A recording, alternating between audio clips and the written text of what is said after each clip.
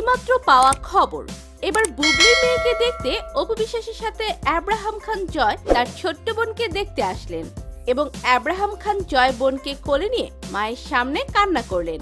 কিন্তু হঠাৎ করে কেন বুবলির মেয়েকে কোলে নিয়ে আব্রাহাম খান জয় এমন কান্না করলেন?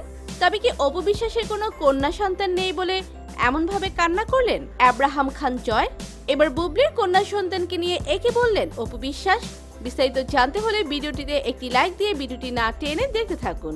আপনারা ইতিমধ্যে দেখেছেন চিত্রনায়িকা বুবলি কন্যা সন্তানের মা হয়েছে।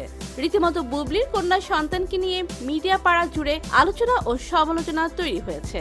ঠিক তেমনি বুবলির মেয়েকে দেখতে বুবলির বাড়িতে এসেছিলেন অপু বিশ্বাস, সাথে ছিলেন সাকিবের বড় ছেলে আব্রাহাম খান জয়। জানা গিয়েছে মায়ের সাথে চিত্রনায়িকা বুবলির মেয়েকে দেখতে গিয়ে আব্রাহাম খান জয় বোনকে কোলে নিয়ে অনেক সময় আদর ও খুনসুটি করেছে। পরবর্তীতে বোনকে রেখে আসার সময় অঝরে কেঁদেছেন আব্রাহাম খান জয়, কারণ আব্রাহাম খান জয় এখনো ছোট, তাই ছোট বোনকে দেখে সে খুবই খুশি হয়েছে। তাই তো সে তার বোনের কাছে থাকতে চেয়েছে। ইতিমধ্যে অপু বিশ্বাসের এমন কাজে সকলেই অনেক খুশি হয়েছে। এমনকি অপু বিশ্বাসের মানবিক দিক থেকে সকলেই প্রশংসা করেছেন যে সবকিছু ভুলে বুবলির বাড়িতে অপু বিশ্বাস এসেছে।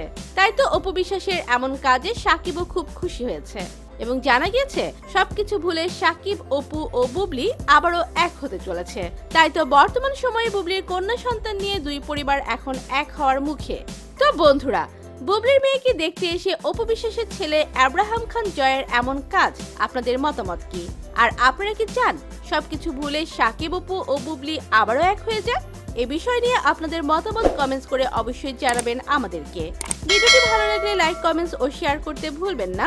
আর আমাদের চ্যানেল ও ফেসবুক পেজটি ফলো করে আমাদের সাথেই থাকুন। ধন্যবাদ সবাইকে।